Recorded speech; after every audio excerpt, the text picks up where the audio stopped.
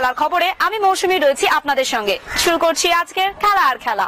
ফুটবলের ডায়েরি নিবেদন করছে সংবাদ প্রতিদিন। এবার কি আদৌ আইএসএল ফুটবল টুর্নামেন্ট অনুষ্ঠিত হবে? এই প্রশ্নটাই এখন ফুটবল প্রেমীদের মুখে মুখে ঘুরছে।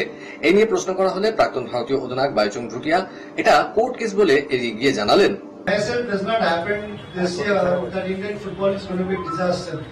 In the current scenario, in the last 1.5 years, is it been in a good scenario? It's not. So I think we need to be patient because it's a Supreme Court decision. So obviously nobody can, challenge that. 31 August শেষ হয়ে যাবে FIFA transfer window, যা খুলবে ফের জানুয়ারিতে। ISL কে ঘিরে যেভাবে ভারতীয় ফুটবলে অনিশ্চয়তা শুরু হয়েছে, তাতে 31 আগস্ট চলে গেলে অন্ধকার নেমে আসবে ভারতীয় ফুটবলে। কারণ দেশের 1 নম্বর লিগ বন্ধ হয়ে গেলে সমস্যা তো শুধু ফুটবলারদের কিংবা ক্লাব মালিকদের নয়, পুরো ফুটবল ইন্ডাস্ট্রি, যেখানে এখন প্রচুর যুবক যুবতী কাজ করেন, শুধুই এফএসডিএল নয়, ইন্ডিয়ান সুপার লিগের প্রতিটি ক্লাবে। ফলে লিগ না হলে একটা ইন্ডাস্ট্রি ক্ষতিগ্রস্ত হবে।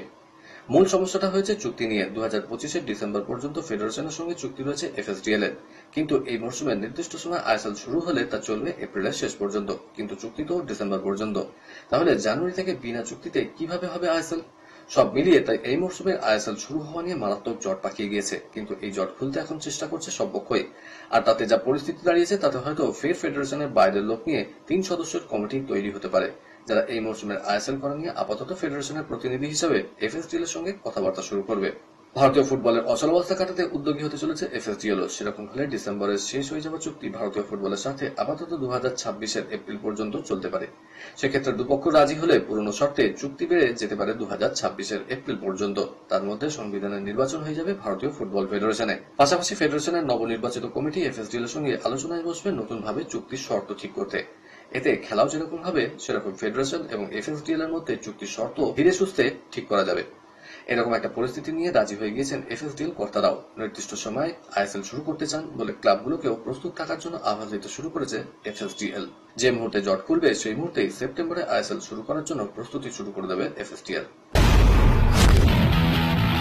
ক্রিকেটের ডায়েরি। যশস্বী জয়সওয়াল, পৃথ্বী শয়রা নিজেদের রাজ্য ছেড়ে অন্য দলের হয়ে ঘরোয়া ক্রিকেট খেলতে চান। আর এক ক্রিকেটার 2 বছর পর আবার নিজের রাজ্যের হয়ে ঘরোয়া ক্রিকেটে খেলার কথা ভাবছেন। কলকাতা নাইট রাইডার্সের প্রাক্তন অধিনায়ক নীতিশ রানা উত্তরপ্রদেশ ছেড়ে দিল্লিতে ফেরার পরিকল্পনা করেছেন। নিয়মিত প্রথম একাদশের সুযোগ না পাওয়ার জন্য 2023 সালের শুরুতে দিল্লি ছেড়েছিলেন নীতিশ। গত 2 মরশুমে তিনি ঘরোয়া ক্রিকেট খেলেছেন উত্তরপ্রদেশের হয়ে। 31 বছরের ক্রিকেটার আবার দিল্লির হয়ে খেলতে চাইছেন। শুধু ক্রিকেটাররাই নন, নীতিশ দিল্লির রঞ্জি দলের প্রাক্তন অধিনায়কও বটে। আবার নিজের রাজ্যের দলের হয়ে খেলার সিদ্ধান্ত নিয়ে নীতিশ বলেছেন, তেমন কিছুই নয়, নিজের ঘর তো নিজেরই হয়। ইংল্যান্ডের বিরুদ্ধে প্রথম টেস্টে লজ্জার হার স্বীকার করতে হয়েছে ভারতীয় দলকে। শুভমান গিলদের চাপ আরো বৃদ্ধি করেছে এক ব্যাটারের চোট। এজবাস্টনের তৃতীয় টেস্টে নাও পাওয়া যেতে পারে টপ অর্ডার ব্যাটারকে। তার চোট কতটা গুরুতর সে ব্যাপারে কিছু জানানো হয়নি ভারতীয় শিবির থেকে। আইপিএলে ভালো পারফরমেন্সের সুবাদে প্রথমবার টেস্ট দলে সুযোগ পান সাই সুদর্শন। হেডিংলেতে তার টেস্টের অভিষেকও হয়েছে। প্রথম ইনিংসে 0 রানে আউট হলেও দ্বিতীয় ইনিংসে 30 রান করেছেন। তবে চোটের জন্য এজবাস্টনের দ্বিতীয় টেস্টে সুদর্শন অনিশ্চিত। হেডিংলে টেস্টের শেষ দিনে ফিল্ডিং করার সময় কাঁধে চোট পান সুদর্শন। তার পরিবর্তে ফিল্ডিং করতে নামেন নীতিশ কুমার রেড্ডি। বেশ কয়েক বছর ধরে সৌরভ গাঙ্গুলির জীবনচিত্র নিয়ে চর্চা চলছে। দাদা চরিত্রে দেখা যাবে অভিনেতা রাজকুমার রাওকে। যদিও তার আগে রণবীর কাপুর থেকে আয়ুষ্মান খুরানা একাধিক নাম উঠে এসেছিল চর্চায়। চলতি বছর নিজের বিবাহ বার্ষিকীতে এই খবরের শিলমোহর দেন সৌরভ নিজেই। নিজের চরিত্রে রাজকুমারকে মনোনীত করার সিদ্ধান্তে কি খুশি তিনি? বিক্রম মোতওয়ানি পরিচালনায় লাভ রেঞ্জনের প্রযোজনায় তৈরি হতে চলেছে সৌরভের জীবনচিত্র। তা নিয়ে গত 2 বছর ধরে নানা সময় নানাভাবে চর্চা হয়েছে। তবে সৌরভের চরিত্রে রণবীরকেই দেখতে চেয়েছিলেন দাদার সিংহভাগ অনুরাগী, যদিও সেটা সম্ভব হচ্ছে না। সৌরভ মানে আবেগ, সৌরভ মানে প্রতিবাদও, সৌরভ মানে হার না মানার লড়াই, অন্তত এমনই ভেবে এসেছেন আবমর বাঙালি এতদিন। ফলে সেই চেতনা সৌরভ গাঙ্গুলির নিছক ক্রিকেটের গণ্ডিতে সীমাবদ্ধ নন। দেশের অন্যতম সেরা অধিনায়কও তিনি। দীর্ঘ ক্যারিয়ারের সাফল্য যেমন দেখেছেন, ব্যর্থতাও দেখেছেন। ক্রিকেটের 22 গজ থেকে টিভির পর্দায় দাদাগিরি, সব ক্ষেত্রেই সফল তিনি। ঋষভ পান্তের মধ্যে অস্ট্রেলিয়ার প্রাক্তন তারকা উইকেট কিপার অ্যাডাম গ্লেক্সকে খুঁজে পাচ্ছেন ভারতের প্রাক্তন কোচ গ্রেগ চ্যাপেল। হেডিংলেতে 2 ইনিংসে সেঞ্চুরি করেছেন পান্ত। তার ব্যাটিং উপভোগ্য, কিন্তু ড্রেসিং রুমে বসে পান্তের তাণ্ডব লীলা দেখা রীতিমতো টেনশনের। প্রাক্তন অজি কিংবদন্তি গ্রেগ চ্যাপেল অবশ্য অত কিছু ভেবে পান্তের ব্যাটিং দেখেন না। ভারতের তারকা উইকেট কিপার ব্যাটারির ব্যাটিং চ্যাপেল উপভোগ করেন। তিনি মনে করেন ক্রিকেটকে নতুনভাবে মেলে ধরছেন পান্ত। তার নেওয়া শট দেখতে ভালো লাগে চ্যাপেলের। এই শটগুলো অবশ্য মোটেও কপি বুক নয়, ক্রিকেটের ব্যাকরণ বহির্ভূত, তবুও চ্যাপেলের ভালোই লাগে। টি-20তে নতুন অধিনায়কের নাম ঘোষণা করল ক্রিকেট দক্ষিণ আফ্রিকা। ক্রিকেটের সংক্ষিপ্ত ফরম্যাটে প্রোটিয়াদের নেতৃত্ব দেবেন রাজ ভ্যান ডার ডুসেন। জিম্বাবুয়ে এবং নিউজিল্যান্ডের বিরুদ্ধে ত্রিদেশীয় সিরিজের অধিনায়ক হিসেবে অভিষেক হবে তার। দলে একাধিক আনক্যাপ প্লেয়ার আছে। এই তালিকায় রয়েছেন করবিন বচ, লুয়ান্দ্রে পিটোরিয়েস, রুবিন হারমান, সেরুমিয়ান মুথুস্বামী। 14 থেকে 26 জুলাই হারারেতে চলবে ত্রিদেশীয় টুর্নামেন্ট। ঘরোয়া টুর্নামেন্ট এবং দক্ষিণ আফ্রিকার টি-20 লিগে ভালো পারফরমেন্সের জন্য তাদের সামনে জাতীয় দলের দরজা খুলে গেছে। খেলাতে সময় হয়ে গেছে এখন একটা ছোট্ট ব্রেকের। ফিরছি ব্রেকের পর, দেখতে থাকুন খেলা আর খেলা।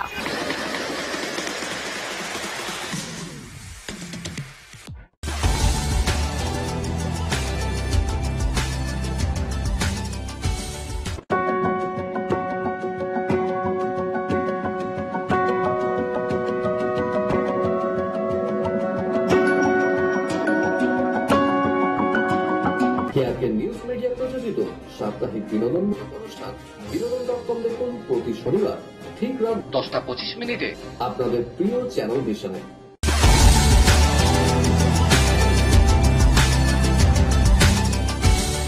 ব্রেকের পর ফিরে এলাম খেলা আর খেলাতে। বিদেশের ডায়েরি। ক্লাব বিশ্বকাপের প্রি কোয়ার্টার ফাইনালে নিশ্চিত 16 দল। জায়গা পাকা করে নিল Real Madrid, Juventus, Manchester city. Manchester সিটির ম্যাচ ছিল জুভেন্টাসের বিরুদ্ধে। সেই ম্যাচে 5 গোল দিয়েছে ম্যানচেস্টার সিটি। জুভেন্টাসের বিরুদ্ধে তারা জিতল 5-2 গোলে। সিটির হয়ে গোল করলেন Jeremy ডোকু, Piero কালুলু, Erling Haaland, feel ফর্ডেন এবং সাবিনহো। জুভেন্টাসের হয়ে 2টি গোল শোধ করেন টিউন কুপেন মাইনার্স এবং দুসান লাহোভিচ। জিতেও নকআউটে পৌঁছে গিয়েছে রিয়াল মাদ্রিদও। 3-0 গোলে তারা হারিয়ে দেয় রেড বুল সালসবার্গকে। মাদ্রিদের হয়ে গোল করেন ভিনিসিয়াস জুনিয়র, ফেডরিকো ভালওয়ার্দে এবং গঞ্জালো গার্সিয়া। নিজেদের ম্যাচ জিতেছে আল হিলাল এবং আল আইনও। আল হিলাল প্রি কোয়ার্টার ফাইনালে উঠলেও জিতেও বাদ আল আইন। গ্রুপের 3য় স্থানে শেষ করেছে তারা। প্রি কোয়ার্টার ফাইনালে রিয়াল মাদ্রিদ খেলবে জুভেন্টাসের বিরুদ্ধে। ক্রিস্টিয়ানো রোনাল্ডো, 2 প্রাক্তন ক্লাব একে অপরের মুখোমুখি। ম্যানচেস্টার সিটি খেলবে আল হিলালের বিরুদ্ধে। আগামীকাল থেকে শুরু ক্লাব বিশ্বকাপের নকআউট পর্ব। প্রথম ম্যাচে মুখোমুখি প্যামেইরাস এবং বোটাফোগো। আগামীকাল রাতে ম্যাচ রয়েছে বেনফিকা ও চেলসিরও। ক্লাব বিশ্বকাপের লিগ পর্বের 2 গুরুত্বপূর্ণ ম্যাচে মাঠে নেমেছিল বরুসিয়া ডর্টমুন্ড, ইন্টার মিলান। দুটো দলই জিতেছিল প্রি কোয়ার্টার ফাইনালে পৌঁছে। গ্রুপ পর্বের 3য় ম্যাচে দক্ষিণ কোরিয়ার উলসান এফসির মুখোমুখি হয়েছিল ডর্টমুন্ড এবং প্রথম পর্বের 34 মিনিটে ড্যানিয়েল সাবেনসনের গোলে এগিয়ে যায় জার্মান দলটা।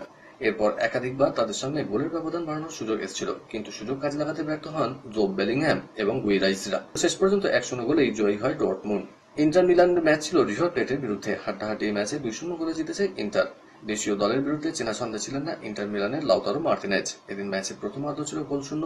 দ্বিতীয়ার্ধে খেলায় উত্তাপ বাড়ে। ঘন ঘন হাতাহাতিতে জড়ান 2 দলের ফুটবলাররা। 66 মিনিটে লাল কার্ড দেখেন রিভার প্লেটের লুকাস মার্টিনেজ। খেলার শেষ দিকে ফের লাল কার্ড, মাঠ ছাড়েন গঞ্জালো মন্টিয়াল।